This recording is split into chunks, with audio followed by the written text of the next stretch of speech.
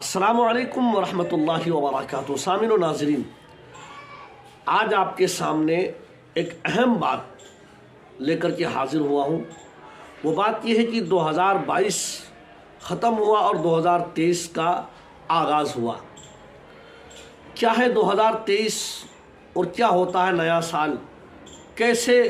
اس کی سٹارٹنگ کی جاتی ہے؟ کیسے اس کو منایا جاتا ہے؟ کیوں منایا جاتا ہے؟ کیا اسلام میں اس کی اجازت ہے یا نہیں؟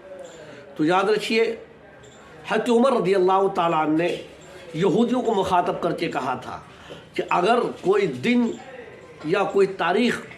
جشن منانے کے لیے یا خوشی منانے کے لیے ہمارے پاس اگر ہوتا تو سب سے بہتر اور سب سے عمدہ دن وہ تھا جس دن پیغمبر علیہ الصلوۃ والسلام پر آخری آیت نازل ہوئی، یعنی جس دن شریعت مکمل ہو گئی۔ جس دن شریعت مکمل ہوئی وہ دن ہمارے لیے خوشی کا دن ہوتا اور جشن کا دن ہوتا، اور یہ آخری آیت جو نازل ہوئی، الیوم اکملت لکم دینکم واتممت علیکم نعمتی ورضیت لکم الاسلام دینا، کہ دین مکمل ہو چکا، اور پیغمبر نے صحابہ کو بھی فرما دیا کہ دین ہم نے مکمل تم تک پہنچا دیا ہے اور دین مکمل ہو چکا ہے۔ اگر جشن اور عید منانے کی دن اور خوشی منانے کے اگر دن ہوتے تو یہ دن ہوتا جس دن شریعت مکمل ہوئی، مذہب اسلام کے قانون اور آئین مکمل طور پر نازل ہو گئے، لیکن اسلام نے اس کی بھی اجازت نہیں دی، اور خود پیغمبر نے اس چیز کو نہیں منایا، اور صحابہ نے، پیغمبر کے اصحاب نے بھی اس چیز کو نہیں منایا، اور نہ اس بارے میں کوئی تجزیہ پیش کیا کہ نہیں اس کو منانا چاہیے، نہیں۔ تو جب ایک ایسا مرحلہ سامنے آیا کہ ایک تاریخ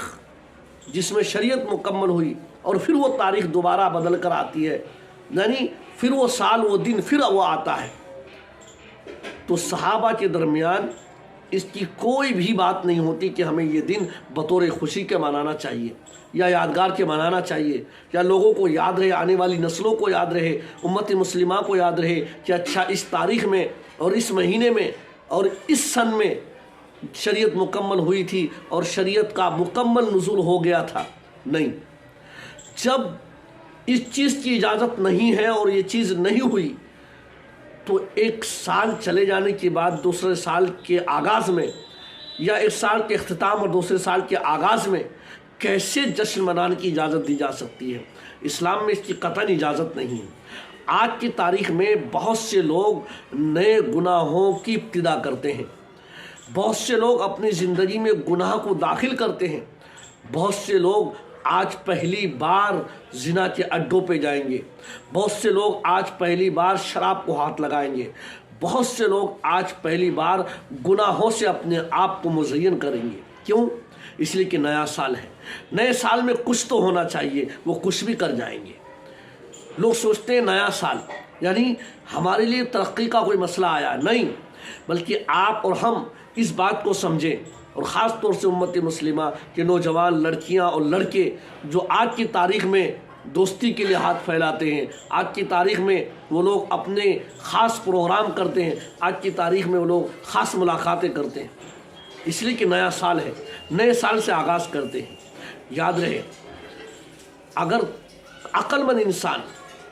فہم و فراست رکھنے والا انسان، سمجھ بوجھ رکھنے والا انسان اگر اس بات پر غور کرے کہ ایک سال ختم ہوا اور دوسرے سال کا آغاز ہوا، کیا یہ جشن منانے کا موقع ہے؟ ہرگز نہیں، بلکہ جو سال ختم ہوا اس پر محاسبہ کرے اور سوچے اور اپنا حساب و کتاب کرے کہ ہم نے کیا کمایا، کیا کھویا، کیا پایا، اور آنے والے سال کا آغاز اچھی نیت کے ساتھ کرے کہ ہم کس طرح سے آنے والے سال کو مکمل کریں گے اور کس طرح سے آنے والے سال میں ہم ترقی کی طرف جائیں گے، کیسے ترقی کی طرف گامزن ہوں گے، کیسے اچھے کام ہوں گے، جو پیچھے گناہ ہوئے یا پیچھے غلطیاں ہوئی ہیں وہ آگے ہم سے غلطیاں نہ ہو، اس پر انسان کو محاسبہ کرنا چاہیے، چہ جائے کہ جشن منائے۔ اسلام میں اس کی اجازت نہیں ہے۔ ہمیں اور پوری امت مسلمہ کو اس بات پر سمجھنے کی توفیق عطا فرمائے کہ تمام رسم و رواج جو یہودیوں کی طرف سے، عیسائیوں کی طرف سے اور غیر لوگوں کی طرف سے اسلام کو چوٹ پہنچانے کے لیے اور اسلام کی تصویر کو مسخ کرنے کے لیے جو طریقہ رائج کیا جا رہا ہے، پوری امت مسلمہ کی اس سے حفاظت فرمائے۔